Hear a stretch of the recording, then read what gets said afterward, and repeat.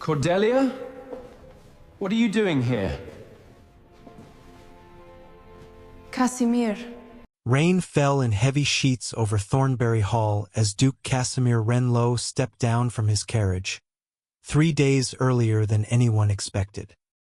He had ridden through the storm without rest, desperate to surprise his wife after 4 long months at sea.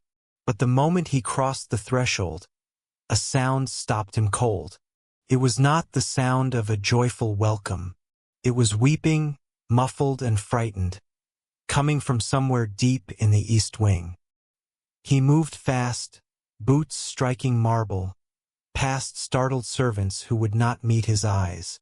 When he threw open the door to what should have been his wife's chamber, he found it empty, the fire cold, the bed untouched for what looked like days. A young maid, trembling, finally pointed toward the servants' stairwell. There, on her knees in a drafty stone corridor meant for coal deliveries, was Cordelia. 7 months with child, her hands raw from scrubbing floors meant for scullery staff, her lips pale with cold. She looked up at him as though she could not believe he was real. "Casimir," she whispered, "you were not supposed to see this." Behind him, his mother's voice rang out sharp and cold from the top of the stairs. What Casimir did next would shatter his family and expose a secret his mother had buried for months. What do you think the Duchess was hiding, and how far do you think she went to hide it? Like this video, and comment where you're watching from. Casimir did not answer his mother at first. He knelt instead, right there on the cold stone floor, and gathered Cordelia into his arms as though she weighed nothing at all. Her body trembled against his chest, and he could feel how thin her wrists had become since he had last held her. "Look at me," he said softly. "Look at me, Cordelia. I am here now." She pressed her face into his shoulder and let out a breath that sounded like it had been trapped inside her for weeks. "I did not want you to see me like this," she whispered. "I did not want you to worry, not with the child so close." "Worry?" he repeated, and something in his voice had turned to stone. "You have been kneeling on a coal floor in your condition, and you did not want me to worry." At the top of the stairwell, the Dowager Duchess Isolde Wrenlow stood with her hands folded neatly before her, as composed as if she were greeting guests for tea. She wore dark silk that caught the candlelight, and her expression carried no shame at all, only mild irritation at being interrupted. "Casimir," she said, descending the steps slowly, "you gave us no warning of your arrival. Had you sent word, we would have prepared a proper welcome." "A proper welcome," he said, rising to his feet with Cordelia still held close beside him. "Is that what you call this, Mother? My wife scrubbing floors meant for servants. 7 months with child." "She insisted on making herself useful," Isolde replied smoothly. "I merely gave her something to occupy her time. Idle hands breed idle thoughts, Casimir, and a woman in her position ought to understand her place in this household." Cordelia's fingers tightened around his arm, but she said nothing. Casimir felt the silence louder than any accusation. "Her place," he said slowly, "is beside me as my wife and as the future mother of my heir, not on her knees before a coal bin." Isolde's eyes flickered, just for a moment, toward Cordelia's rounded belly, and something passed across her face that Casimir could not quite name. It was gone as quickly as it appeared, replaced again by that same composed mask she wore like armor. "You have been away for 4 months, my son," she said. "You do not know what has happened in this house while you were gone." "Then tell me," Casimir said. "Tell me now in this hallway with the servants listening, since apparently no one thought to write and tell me themselves." A young footman named Barnaby, who had been standing frozen near the linen closet with an armful of towels, quickly ducked his head and hurried away. Isolde watched him go, her jaw tightening. "Not here," she said. "Come to the drawing room. This is not a conversation for corridors." "This conversation," Casimir said, "is happening exactly where I found my wife. If you have something to say, Mother, say it here." Cordelia touched his sleeve gently. "Casimir, please. Let us go somewhere warm, at least. I am so cold." Her voice broke slightly on the last word, and it was that small crack, more than anything his mother had said, that made Casimir's chest tighten with fury. He lifted Cordelia properly into his arms then, ignoring her soft protest that she could walk, and carried her toward the main hall himself, past the wide-eyed housekeeper, past 2 parlor maids who pressed themselves against the wall to let him through. The housekeeper, a steady woman named Mrs. Pemberton who had served the Wrenlow family for nearly 20 years, hurried ahead of him to throw open the door to the blue sitting room, where a fire had thankfully been kept burning.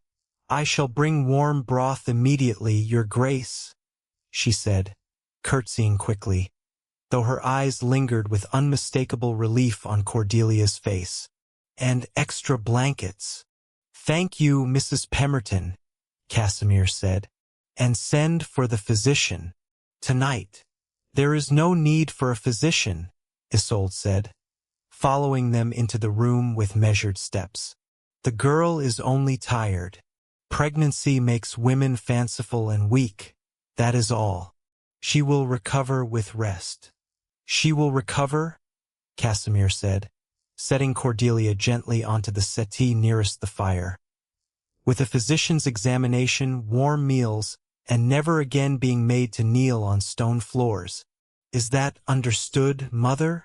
Isolde's lips pressed into a thin line, but she said nothing further, choosing instead to lower herself into a chair across the room with the dignity of someone who believed she had done nothing wrong at all. Cordelia caught Casimir's hand as he crouched beside her, and when he looked at her face properly, in the firelight now instead of shadow, he saw things he had missed in the darkness of the stairwell. There were faint bruises along her forearm, the kind left by fingers gripping too hard. Her cheeks, once full and warm with color, had grown hollow. "What else?" he said quietly, so only she could hear. "What else has happened that you have not told me?" Cordelia's eyes filled with tears, and she shook her head slightly, glancing toward his mother across the room. "Not now," she whispered. "Please, not now." He understood then that there was more to this than a single cruel afternoon, more than one act of humiliation. Whatever had unfolded inside Thornbury Hall during his absence ran deeper than he had first believed, and his wife was too frightened or too exhausted to speak of it freely with his mother sitting only feet away. Mrs. Pemberton returned with broth and blankets, and behind her came a younger maid named Susanna, no older than 16, who kept glancing nervously between the Duchess and Cordelia as she helped arrange cushions. Casimir noticed the girl's hands were shaking. "Susanna," he said gently, and the girl startled at being addressed directly. "How long has my wife been made to work below stairs?" The girl's eyes darted toward Isolde, who watched her with an expression that could have frozen the fire itself. "I could not say for certain, Your Grace," Susanna managed, her voice barely above a whisper. "You could say," Casimir pressed, keeping his tone even despite the anger building beneath his ribs. "You simply do not wish to." Susanna's chin trembled, but before she could answer, Isolde rose sharply from her chair. "That will be all, Susanna. Return to your duties." The girl fled the room without another word, and Casimir watched her go with a growing certainty that fear, not mere obedience, ruled every corner of his household now. "You have frightened your own staff into silence," he said, turning back to his mother. "What exactly have you built here in my absence?" "I have maintained order," Isolde said, her composure finally beginning to fracture at the edges. Someone had to, while you sailed off chasing trade agreements and left this house, and your wife without proper guidance. Guidance? Casimir repeated, disbelief sharpening his voice. Is that what you call cruelty, Mother? Guidance. You know nothing of what transpired here, Isolde snapped, her voice rising for the first time. Nothing at all. And you will not understand it standing there passing judgment before you have heard the full truth. Cordelia's hand tightened around his again, and this time when he looked at her, he saw not fear, but something sharper. Warning. Then I suggest, Mother, Casimir said slowly, that you begin explaining that truth immediately, because I intend to sit in this room until every servant, every ledger, and every locked door in this house has told me exactly what happened while I was away. Isolde's face went pale beneath her powder, and for the briefest moment, something flickered behind her eyes that looked almost like fear. Very well, she said finally, her voice quiet now, stripped of its earlier sharpness. But you will not like what you hear, Casimir. And I promise you, once you know it, this house will never feel the same again.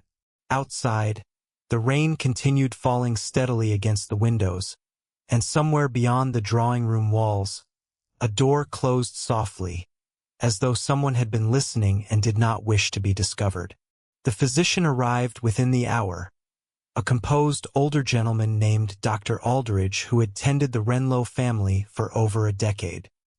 He examined Cordelia carefully in the privacy of a warmed guest chamber while Casimir waited just outside the door, pacing the corridor with his hands clenched behind his back.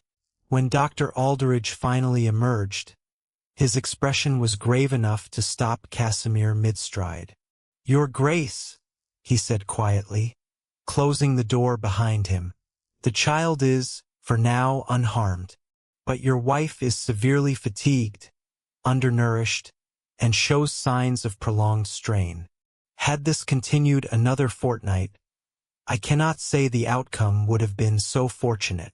Casimir's jaw tightened. Undernourished. In my own household, with a full kitchen and a wife carrying my child. There is something else, Dr. Aldridge added, lowering his voice further. Bruising along her arms, consistent with being gripped forcefully, more than once. I did not press her for details. I thought it best you hear it from her directly, when she is ready. Casimir thanked him and returned to Cordelia's bedside, where she now lay propped against pillows, a bowl of untouched broth on the table beside her. Firelight softened the hollows beneath her eyes, but nothing could hide how thin her face had grown. You need to eat, he said gently, lifting the bowl and sitting on the edge of the bed. I have not had much appetite, Cordelia admitted. Your mother said rich food would make the child grow too large. She said it was for my own good, so the birth would not be difficult. Casimir set the bowl down harder than he intended.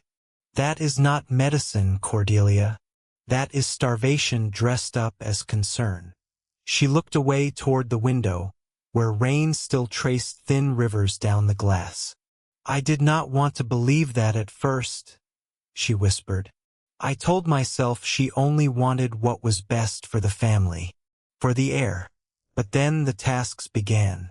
Small ones at first, mending linens until my fingers bled, standing through fittings for hours while she criticized everything about me. And then, Casimir prompted, though dread was already coiling tight in his chest. And then she began sending me downstairs, Cordelia continued, her voice barely steady. She told the staff I had requested the work myself, that I found idleness unbearable. No one questioned her, Casimir. No one dares question her in this house.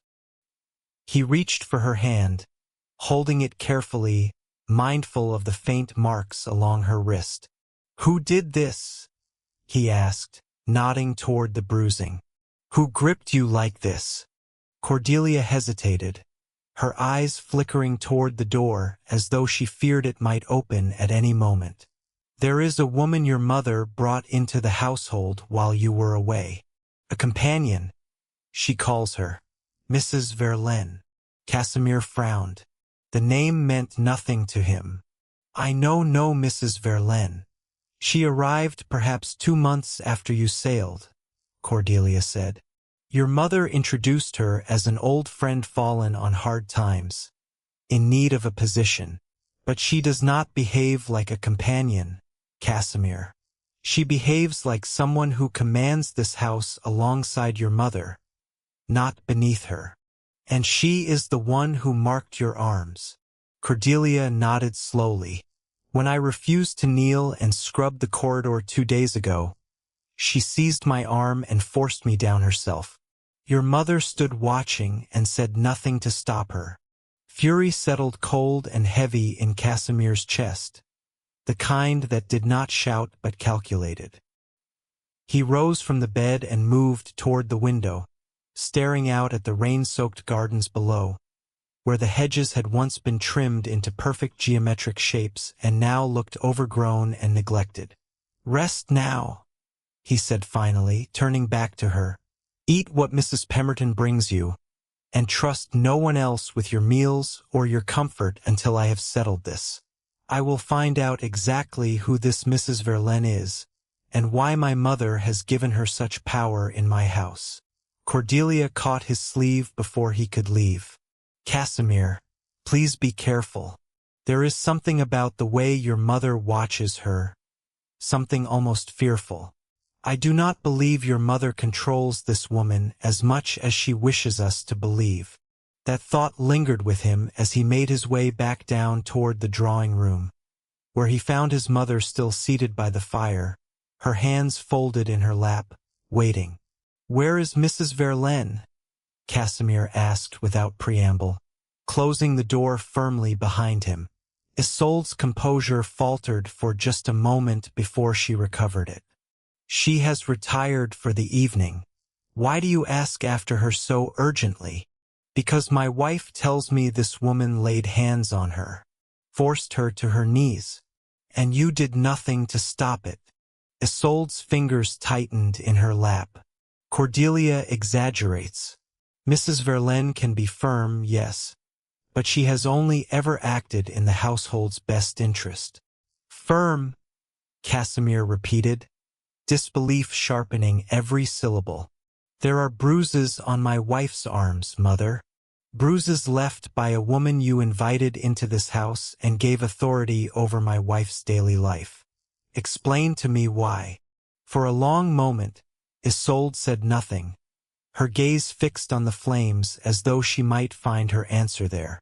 When she finally spoke, her voice had lost its earlier sharpness entirely, replaced by something quieter and far more unsettling. Mrs. Verlaine is not simply a companion, Casimir, she said. She and I share a history far older than your marriage, older than your birth, even. I owed her a debt of a different kind, one I could not refuse to repay when she came to me asking for shelter and position. What debt? Casimir demanded. What could possibly justify allowing a stranger to torment my pregnant wife? Isolde's eyes lifted to his then, and for the first time since his arrival, he saw something raw beneath her composed exterior. Fear, unmistakable and deep. Because if I refuse her anything, Isolde said quietly, she has threatened to reveal a truth that would destroy this family's name forever. A truth I have kept buried for 30 years. Casimir stared at his mother, the fire crackling loudly in the sudden silence between them. What truth? Isolde shook her head, rising unsteadily from her chair. Not tonight. I cannot speak of it tonight. But know this, Casimir. Everything I allowed to happen to Cordelia, every cruelty you witnessed today, was never born from hatred of your wife. It was born from fear of a woman who holds power over secrets that could unmake us all. Before Casimir could press further, A soft knock sounded at the drawing-room door, and Mrs. Pemberton entered looking pale and shaken. "Your Grace," she said quickly. "Forgive the intrusion, but Mrs. Verlaine has just left the house through the servants' entrance. She took a horse from the stables without permission, and Barnaby says she rode toward the village in a great hurry, despite the storm." Casimir exchanged a sharp glance with his mother, whose face had gone even paler than before.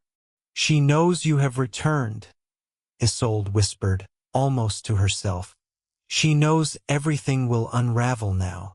Casimir moved toward the door at once, calling for his own horse to be saddled despite the fierce weather outside, determined to follow the woman before she could vanish into the night with whatever secret she carried. But as he reached the threshold, his mother's voice stopped him one final time. "Casimir," she said, her voice trembling now with something close to desperation. "If you find her, do not let her speak with you alone.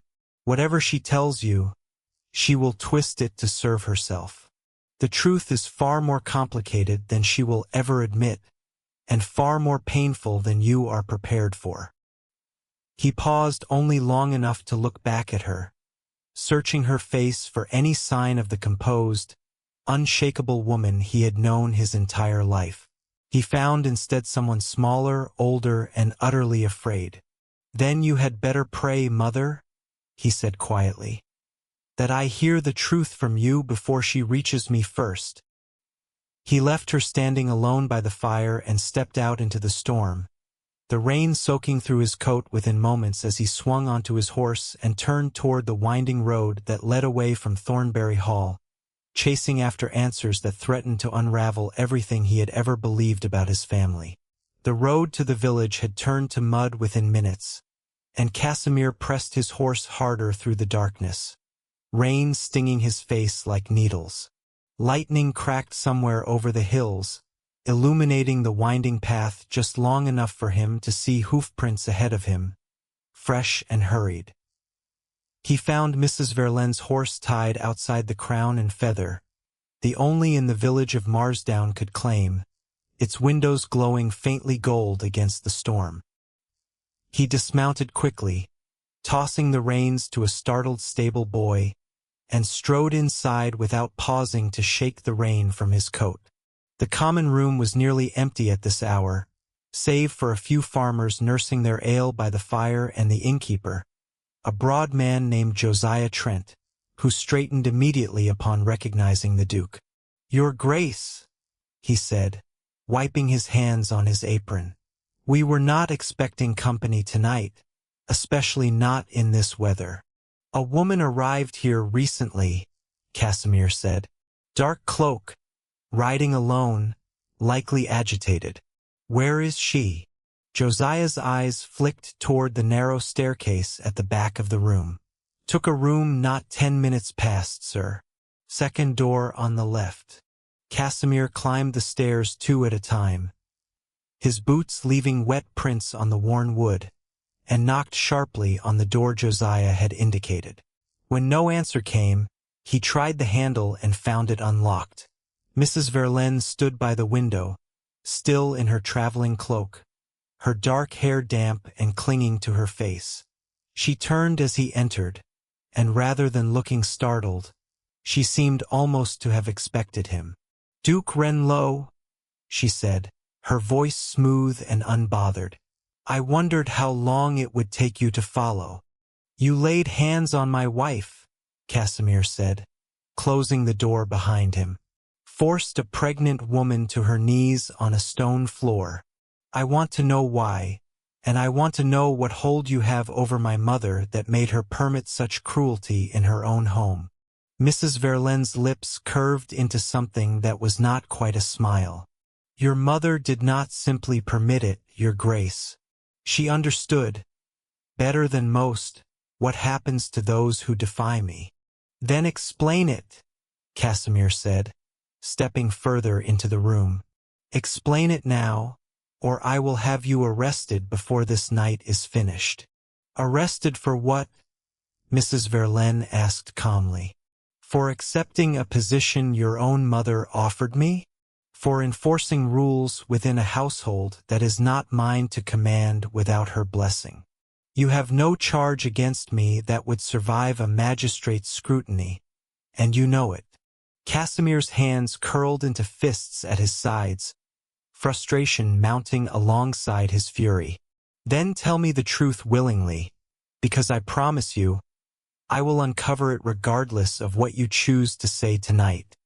Mrs. Verlaine studied him for a long moment, rain drumming steadily against the window behind her, before she finally moved to sit in the room's single chair, folding her hands with the air of someone settling in for a story long overdue. 30 years ago," she began, "your mother was not born Isolde Wrenlow. She was born Isolde Farrow, daughter of a modest cloth merchant in Bristol, with no title and no fortune to her name." Casimir's brow furrowed. "That means nothing. Many women marry above their birth." "Let me finish," Mrs. Verlaine said sharply, and something in her tone made him fall silent. "Isolde was engaged, before your father ever met her, to a young man named Theodore Ashwick, a modest gentleman farmer. I was to marry his brother that same season. We grew up together, the four of us, close as family." "What happened?" Casimir asked, though dread was already tightening in his chest. "Your father, then merely the second son of the previous duke, attended a country assembly one autumn and saw Isolde dancing," Mrs. Verlaine continued. "He became infatuated immediately. Within weeks, Theodore Ashwick was dead, drowned in the mill pond behind his family's farm, and Isolde broke her engagement to accept your father's courtship instead." "An accident," Casimir said slowly. "You are suggesting it was not." Mrs. Verlaine's eyes glittered in the candlelight. "I am suggesting nothing, Your Grace. I am telling you what I witnessed. I saw Isolde leave the assembly that night with Theodore, walking toward the mill pond to speak privately. I saw her return alone, her hem soaked through, claiming she knew nothing of where he had gone." Casimir's stomach turned cold. "You believe my mother killed him?" "I believe," Mrs. Verlaine said carefully, "that Theodore Ashwick was a strong swimmer who had crossed that mill pond 100 times without incident, and that within a fortnight of his death, Isolde was betrothed to a future duke instead of a farmer. Draw your own conclusions." Casimir sank slowly into the room's second chair, his mind reeling. "Even if this is true, it happened 30 years ago. Why does it matter now? Why torment my wife over a secret from before I was even born?" "Because when Theodore died," Mrs. Verlaine said, "his family accused Isolde publicly of causing his death, and the scandal nearly destroyed her chance at marrying your father. My own family paid dearly to help her silence those accusations, to smooth away the whispers before they could reach the ears of the Duke's household. Isolde promised, in return, that our families would always be bound together, that whatever I ever needed, she would provide. And now you have come to collect that debt," Casimir said bitterly. "My husband died 3 years ago, leaving me nothing but unpaid obligations and a name too tarnished by his failures to secure respectable employment," Mrs. Verlaine said, her composure finally cracking to reveal something rawer beneath it. "I came to Isolde seeking shelter, and she gave it, but grudgingly, resentfully, as though I were nothing more than an inconvenience she wished would vanish. So you punished my wife instead," Casimir said, his voice low and dangerous. "You took your resentment toward my mother and inflicted it upon an innocent woman carrying my child." Mrs. Verlaine's chin lifted. "Your wife's suffering was never truly the point, Your Grace. It was a means of reminding Isolde precisely how much power I hold over her. Every cruelty I forced upon Cordelia was a message meant for your mother, a reminder that I could destroy everything she has built if she ever dared refuse me anything again." The revelation settled over Casimir like ice water, and for a long moment, he could not speak at all. His wife had been starved, humiliated, and injured, not out of malice toward her personally, but as a weapon wielded in a decades-old war between two women bound by a secret neither had ever intended him to learn. "You will leave Thornbury Hall tonight," Casimir said finally, rising to his feet. "You will never return, and you will never speak of this matter to anyone, or I will ensure that whatever truth exists about Theodore Ashwick's death is investigated properly, regardless of the cost to my own family's name."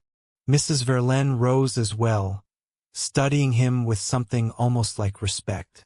"You would risk your mother's reputation, and your own, to protect a wife you married for duty rather than affection?" "I married Cordelia because I chose her," Casimir said sharply, "and whatever affection existed or did not exist between us in the beginning, she has become the truest thing in my life.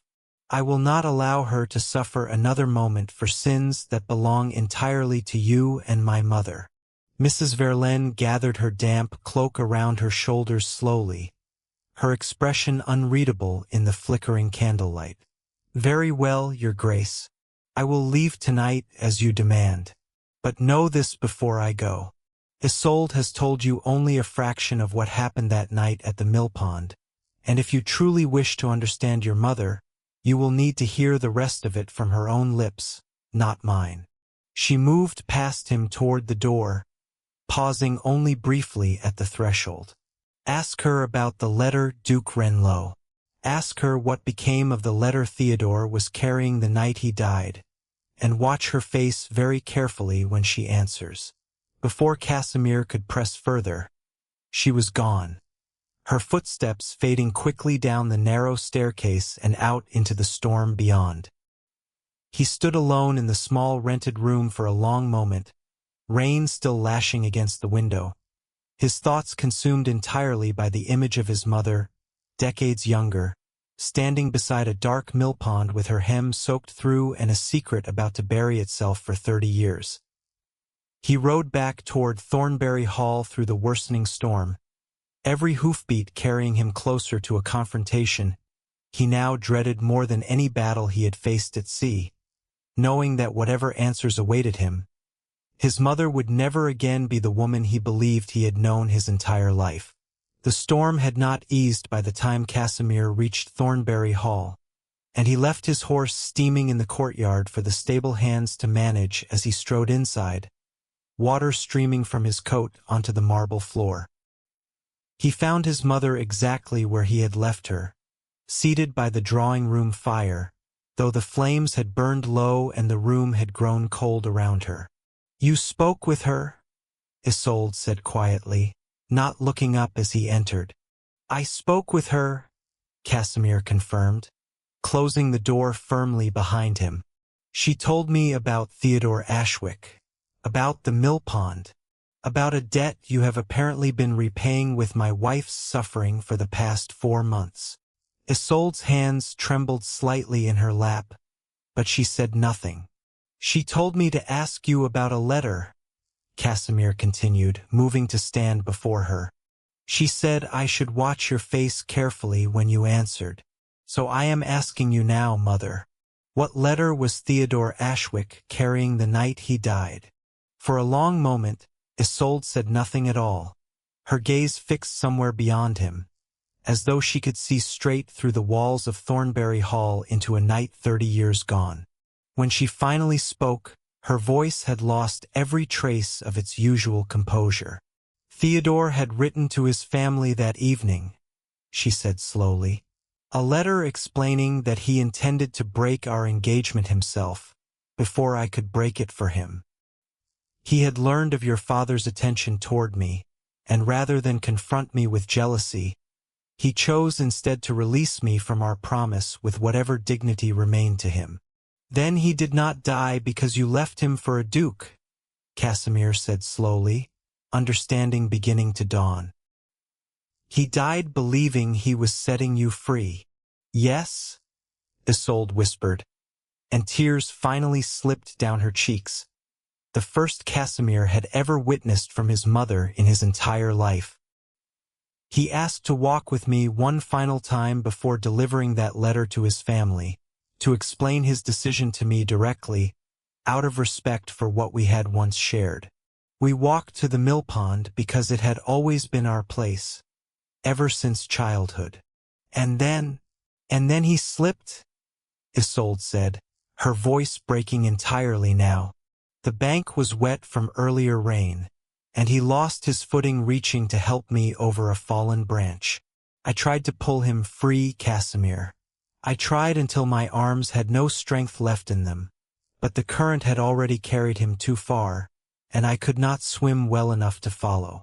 Casimir sank slowly into the chair across from her, his anger dissolving into something far more complicated.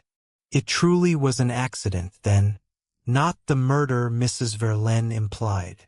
An accident, yes, Isolde said, wiping at her tears with trembling fingers, but one I never reported honestly, because I feared what people would say if they learned we had been alone together that night, walking toward the mill pond, so soon after his family learned of your father's attention toward me. I let them believe I had merely happened upon the pond afterward and found him already lost beneath the water. I never told anyone we had walked there together, or that he had been carrying that letter. What became of the letter? Casimir asked quietly. I burned it, Isolde admitted, shame thick in her voice. That very night, before anyone could question me further. I could not bear for his family to know he had chosen to release me freely, only to die attempting to protect my honor during that final walk. I feared they would blame me regardless, and I was too afraid, too young, and too desperate to protect my chance at a future with your father to endure their grief alongside my own guilt. Casimir studied his mother, this woman he had known his entire life as unshakable and cold, and saw for the first time the frightened young woman she had once been, carrying a secret so heavy it had shaped every choice she made afterward. That does not excuse what you allowed to happen to Cordelia, he said finally. Whatever guilt you carried from that night, it gave you no right to permit Mrs. Verlaine to torment an innocent woman in your care. I know, Isolde said softly.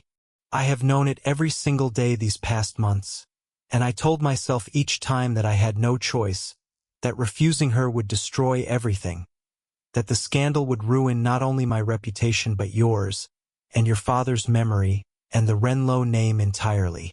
But I understand now that fear does not excuse cruelty, Casimir.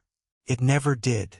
Before Casimir could respond, the drawing room door opened, and Mrs. Pemberton entered looking deeply distressed, her hands twisting anxiously in her apron. Your Grace, she said quickly. Forgive the intrusion, but Her Grace, your wife, has taken a turn. Dr. Aldridge asks that you come immediately. Casimir was on his feet instantly, all thoughts of his mother's confession forgotten as fear seized him entirely. He raced up the staircase 2 steps at a time, his mother following close behind despite her age, both of them arriving breathless outside Cordelia's chamber just as Dr. Aldridge emerged, his expression tight with concern.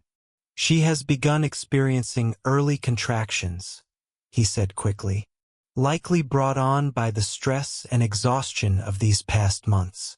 It is too soon for the child to arrive safely, Your Grace. We must do everything possible to calm her and delay the labor if we are able. Casimir pushed past him into the room, where Cordelia lay pale and frightened against the pillows, her hands pressed instinctively against her belly, her breathing shallow and quick. I am here, he said, rushing to her side and taking her hand firmly in his. I am here, Cordelia, and I am not leaving this room again. The baby? She gasped, tears streaming down her face. Casimir, it is too soon. It is far too soon. I know, he said, pressing a kiss to her forehead, keeping his voice steady despite the terror clawing at his own chest. But you are strong, and Dr. Aldridge is here, and I promise you we will see this through together. Behind him, Isolde stood frozen in the doorway, watching the scene before her with an expression of pure anguish. Whatever pride or composure she had maintained throughout the evening crumbled entirely now, replaced by something that looked remarkably like genuine remorse. "Let me help," she said suddenly, stepping into the room. "Please, Casimir, let me do something." Dr. Aldridge glanced toward Casimir uncertainly, and after a long moment, he nodded his permission. "Warm compresses, then your grace and calm words. Nothing more will help her now except patience and comfort." Isolde moved quickly to the basin near the fire, her hands trembling as she prepared the compresses herself rather than summoning a servant, working with a diligence Casimir had never witnessed from her before. She brought the warm cloth to Cordelia's side and, hesitating only briefly, pressed it gently against her daughter-in-law's abdomen. "I am so sorry," Isolde whispered, her voice raw with emotion neither Casimir nor Cordelia had ever heard from her. "I am so deeply sorry for everything I allowed to happen to you. You did not deserve any of it, and if I could undo these past months, I would give anything to do so." Cordelia, through her pain and fear, managed a small, trembling nod, though she said nothing in response, too consumed by the contractions gripping her body to offer forgiveness or condemnation in that moment. The hours that followed stretched long and agonizing, filled with Dr. Aldridge's careful instructions, Isolde's unfamiliar diligence at Cordelia's bedside, and Casimir's unwavering presence beside his wife, refusing to leave even for a moment as the storm outside finally began to weaken into a softer, steadier rain. Near dawn, the contractions finally eased, and Dr. Aldridge pronounced, with visible relief, that the immediate danger had passed, though he insisted Cordelia remain in strict bed rest for the remainder of her pregnancy to avoid any further complications. As exhaustion finally overtook Cordelia and she drifted into an uneasy sleep, Casimir stepped quietly into the corridor, where his mother waited, her face pale and drawn with worry and guilt in equal measure. "She will recover," he said quietly. "The child is well, God willing, if she is kept safe and cared for properly from this moment forward." "I will see to it personally," Isolde said. "Whatever it takes, Casimir, I will make certain she wants for nothing, and suffers nothing further, for as long as she remains beneath this roof." Casimir studied his mother carefully, searching for any trace of manipulation in her expression and finding instead only weariness and genuine sorrow. "Your promises mean little to me tonight, Mother, after everything I have witnessed these past hours. Actions will have to prove what words cannot." "Then I will prove it," Isolde said firmly. "Starting with Mrs. Verlaine. She threatened me with the past for months, Casimir, but she no longer holds any power over this family. Not now that you know the truth, and not while I still draw breath to protect what remains of it." Casimir nodded slowly, though the weight of everything revealed that night pressed heavily upon him still, and as he turned back toward Cordelia's chamber to keep watch over his sleeping wife, he could not shake the feeling that Mrs. Verlaine, despite her departure into the storm, had not yet finished with the Wrenlow family entirely. 3 days passed with Cordelia confined to bed rest, and Thornbury Hall settled into an uneasy quiet. Isolde kept her word, overseeing every meal brought to Cordelia's chamber herself, sitting with her in the afternoons, reading aloud from novels to ease the long hours of confinement. Casimir watched this transformation with cautious relief, though a knot of unease remained lodged beneath his ribs, one he could not quite explain. On the 4th morning, that unease proved justified. A letter arrived by private courier, addressed not to Casimir, but to Isolde directly, sealed with wax bearing no crest he recognized. He found his mother in the study, her face drained of all color as she read it, her hands trembling so badly the paper rattled. "What is it?" Casimir asked, closing the door behind him. Isolde looked up at him, and for the first time since his return, he saw genuine terror in her eyes.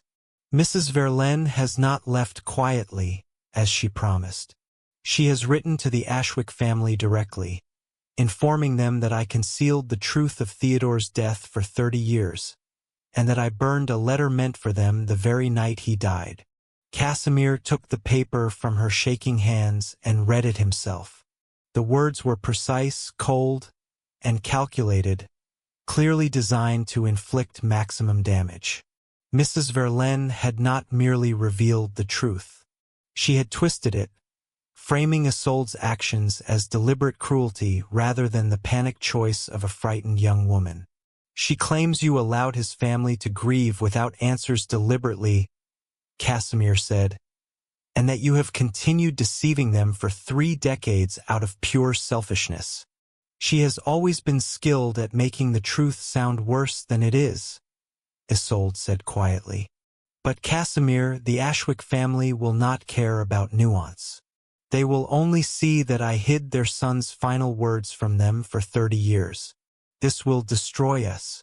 Not merely my reputation, but yours and Cordelia's, and the child's future standing as well." Casimir set the letter down slowly, his mind racing through possibilities.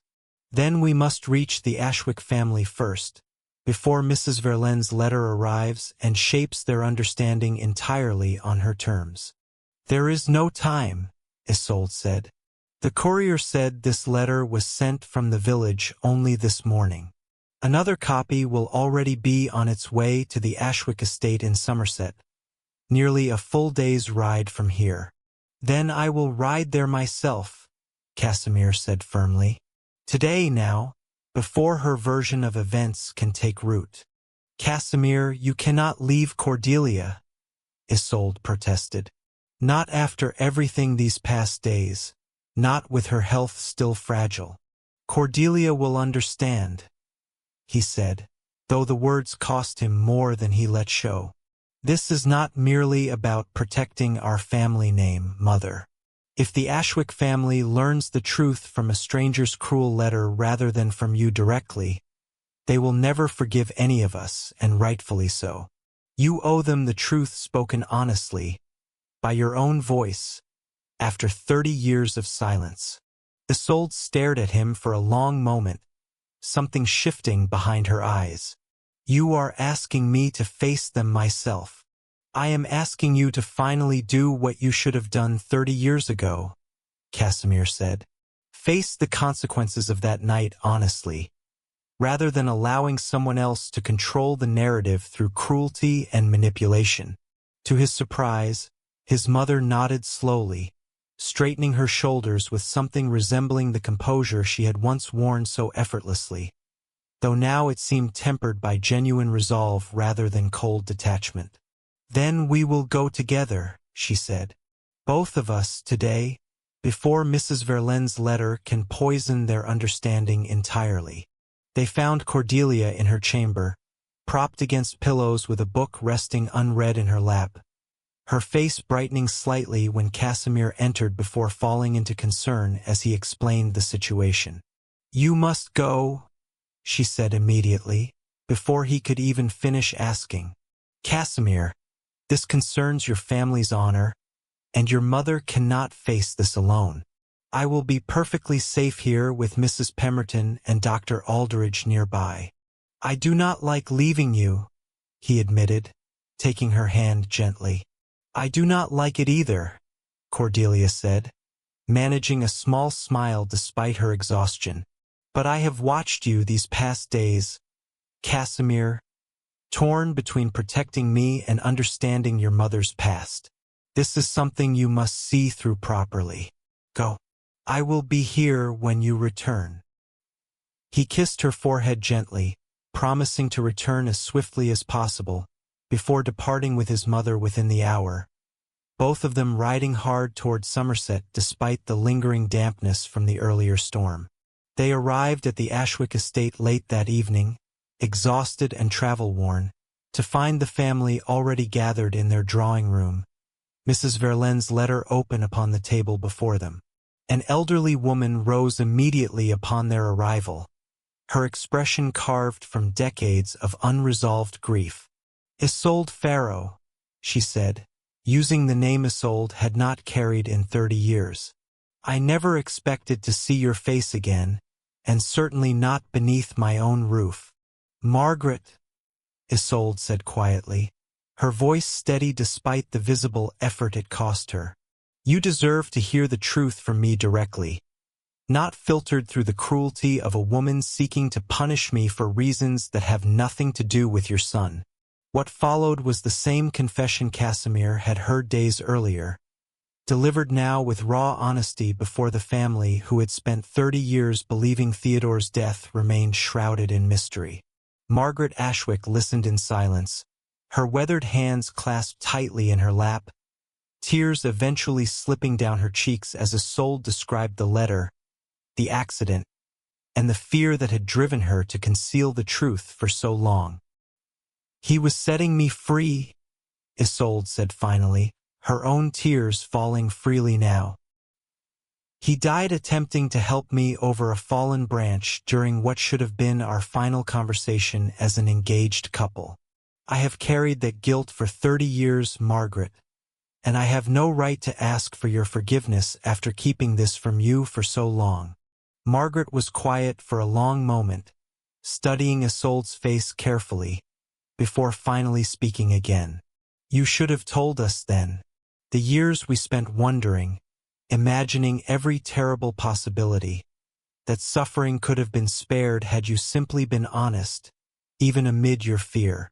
"I know," Isolde whispered. "I know that now, more than I have ever known anything in my life. But," Margaret continued, her voice softening slightly, "I have also watched women destroyed by scandal for far less than what you feared that night. I cannot say I forgive you fully, not yet, perhaps not ever completely. But I understand, Isolde. I understand what fear can drive a frightened young woman to do." Casimir stepped forward then, addressing the family directly. "Mrs. Verlaine sent that letter not out of concern for your family's peace, but as an act of vengeance against my mother for reasons entirely separate from Theodore's memory.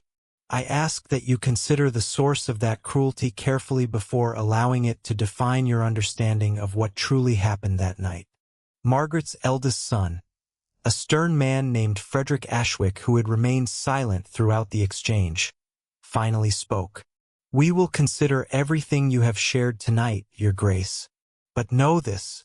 Whatever peace exists between our families now depends entirely on whether this remains the last secret uncovered, or merely the first of many still buried." They departed the Ashwick estate near midnight, riding back through darkness toward Thornbury Hall, and though the confrontation had not resolved cleanly into forgiveness, Casimir sensed something had shifted nonetheless, a truth finally spoken aloud after 30 years of silence, regardless of how imperfectly it had been received. They arrived home near dawn to find Mrs. Pemberton waiting anxiously at the entrance, her face tight with worry that made Casimir's stomach drop instantly. "Your Grace," she said quickly, "Her Grace has been asking for you throughout the night, and there is something else you must know immediately." Mrs. Verlaine was seen near the estate grounds just before midnight, lingering near the gardens beneath the Duchess's window. Casimir was already moving before Mrs. Pemberton finished speaking, taking the stairs two at a time with his heart pounding harder than it had all night. Isolde followed close behind him, her exhaustion from the ride to Somerset forgotten entirely in the sudden fear that gripped them both. The gardens beneath Cordelia's window lay quiet when they reached them, the earlier storm having finally passed into a soft gray mist that clung low to the hedges. Casimir scanned the darkness carefully, his hand instinctively finding the hilt of the old cavalry sword he kept mounted in the hall, snatched down without thought as he passed through the entrance. "There," Isolde whispered, pointing toward a gap in the boxwood hedge where a shape moved slowly between the shadows. Mrs. Verlaine stepped into the faint moonlight without hesitation, as though she had been waiting for them rather than hiding. Her cloak was damp, her boots caked with garden soil, and in her hand she held something small that caught what little light remained. "You should not have come back here," Casimir said, stepping between her and the house. "I told you plainly what would happen if you returned."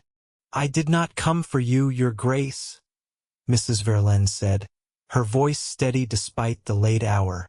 "I came to see whether the truth had changed anything at all, or whether Isolde would simply return to pretending I never existed once the danger to her reputation had passed." "The danger has not passed," Isolde said, moving to stand beside her son. "The Ashwicks know everything now. There is nothing left for you to threaten me with, Vivian." The use of her given name seemed to strike Mrs. Verlaine harder than any accusation could have. Her composure faltered, just slightly, the practiced coldness slipping to reveal something rawer underneath, something closer to grief than malice. 30 years I watched you build this life," she said quietly, "married into a dukedom, given every comfort, every protection, while I buried a husband who left me nothing but debts and a name no one respected. You owed me more than shelter, Isolde. You owed me a portion of everything you gained the night Theodore died." "I owed you nothing of the kind," Isolde said, though her voice trembled with the effort of saying it. "What happened to Theodore was a tragedy I have carried every day since, but it was never a debt to be collected against an innocent woman carrying my grandchild." Mrs. Verlaine's eyes moved toward the lit window above them, where a single candle still burned in Cordelia's chamber. "She was never meant to suffer for my grievances alone. I wanted you to feel what it means to watch someone you love endure cruelty and be powerless to stop it. The way I have felt powerless every day since my husband's debts consumed everything I once had." "Then you succeeded," Casimir said, his voice low and controlled despite the anger still burning beneath it. "You made my wife suffer. You frightened my household into silence. And now you will answer for it, one way or another." He stepped forward, and for the first time, something like fear crossed Mrs. Verlaine's expression. She glanced down at the object in her hand, and Casimir realized with a jolt that it was a small vial, its glass catching the moonlight. "What is that?" he demanded. "Nothing that concerns you any longer," Mrs. Verlaine said, though her hand trembled as she lifted it slightly. "I came here tonight to decide something for myself, Your Grace. Whether I had the strength left to continue this fight, or whether it was finally time to release it entirely." Isolde moved forward suddenly, her hand outstretched. "Vivian, please. Whatever despair has brought you to this garden tonight, do not let it end this way. Give me the vial." For a long moment Mrs. Verlaine did not move, the mist curling silently around her boots, her eyes fixed somewhere beyond both of them, as though she were seeing something neither could perceive. Then, slowly, her shoulders sank, and she placed the small vial into Isolde's open palm without further protest. "I am so tired, Isolde," she said, her voice breaking at last. "Tired of carrying this bitterness. Tired of believing that punishing you, or your family, would ever fill what my husband's failures emptied out of me." "Then let it end here," Isolde said gently, closing her fingers around the vial. "Not with more suffering. You will leave Thornbury Hall tonight, but I will see that you are provided for properly, a modest allowance, enough to live with dignity, on the condition that you never approach Cordelia or this family again." Mrs. Verlaine studied her for a long moment, disbelief flickering across her tired features. "After everything I have done, you would still offer me kindness."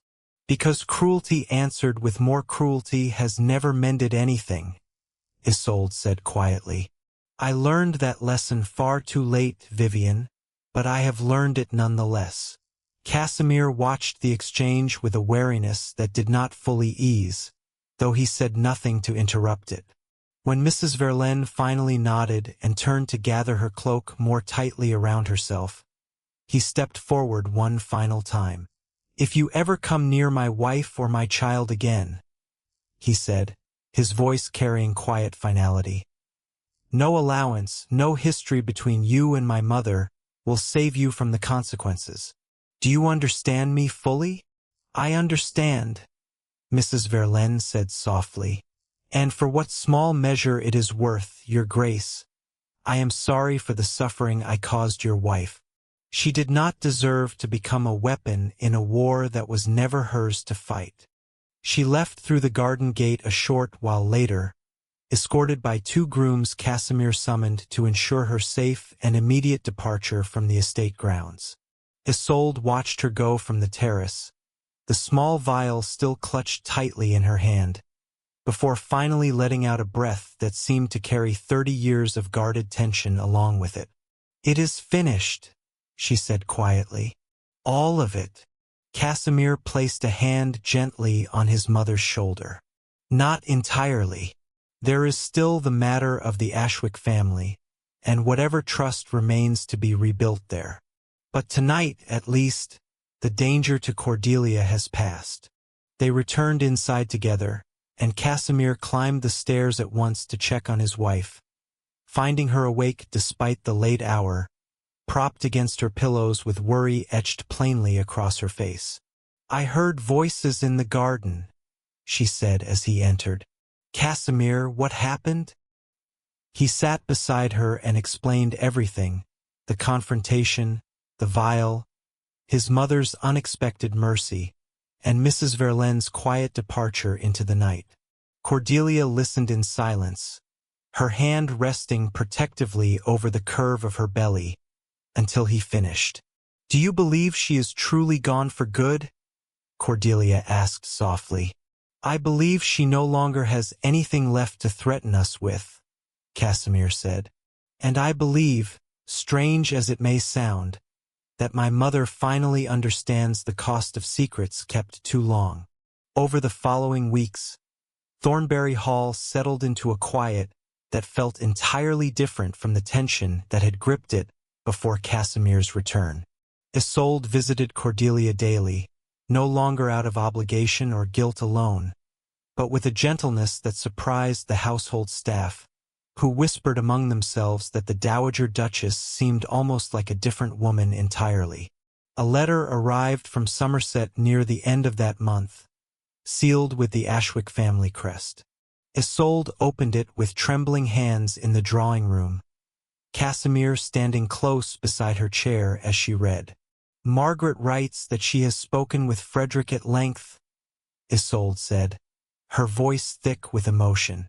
"They do not offer full forgiveness, not yet, but they have agreed to allow correspondence between our families to continue, in hopes that time might mend what secrecy once broke." "That is more than either of us expected," Casimir said. "It is more than I deserve," Isolde replied quietly, folding the letter carefully. "But I intend to honor it faithfully, Casimir, for as long as I have breath to do so."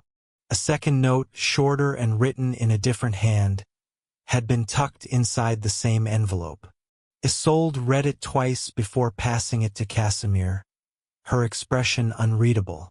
It was from Frederick himself, brief and formal, stating only that he hoped one day to meet the child who would carry both families forward, and that he trusted honesty would be upheld where fear once ruled. Casimir folded the note carefully and set it upon the mantel, a small but deliberate promise kept in plain sight for every visitor to Thornbury Hall to see from that day onward. Cordelia's confinement passed without further complication.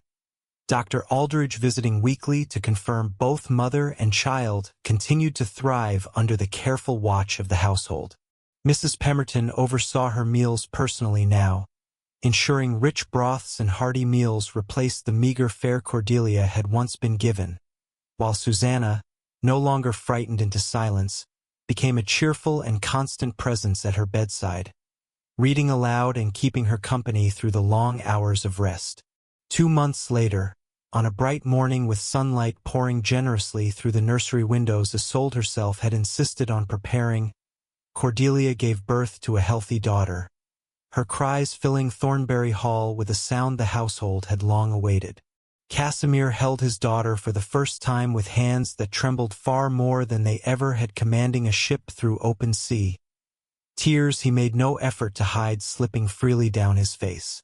"She is absolutely perfect," he whispered, cradling the small bundle against his chest before carefully placing her in Cordelia's waiting arms. "She has your eyes?" Cordelia said softly, exhaustion and joy mingling equally across her face as she gazed down at their daughter. Isolde entered the chamber quietly, hesitating at the threshold until Cordelia beckoned her forward with a small, genuine smile, an invitation that meant more to the Dowager Duchess than either of them likely understood. She approached slowly and looked down at her granddaughter for the first time, her composed features finally softening entirely into something unguarded and warm.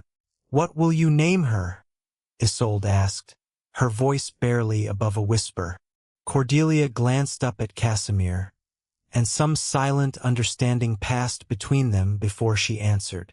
"Theodora," she said softly, "in memory of a man whose kindness deserved to be remembered honestly, rather than buried in silence." Isolde's eyes filled with tears at the sound of the name, and she reached out gently to touch her granddaughter's small hand. Her voice thick with emotion she no longer troubled herself to hide. "It is a beautiful name," she said, "a fitting one, for a family finally choosing honesty over secrecy." That evening, as the household settled into a peace it had not known in many months, Casimir stood at the nursery window with his daughter sleeping soundly against his shoulder, watching the sun set gently over the gardens where so much had nearly gone wrong. Cordelia rested beside him, her hand entwined with his, and Isolde sat nearby, finally at ease within the walls she had once ruled through fear rather than love. Thornbury Hall, battered by storms both literal and hidden, had weathered its darkest season and emerged into something steadier, something built not on silence and cruelty, but on truths finally spoken and forgiveness slowly, carefully earned. And as little Theodora stirred softly in her father's arms, the family gathered around her understood, without needing to say it aloud, that whatever trials still awaited them, they would face them together, honestly, from this day forward.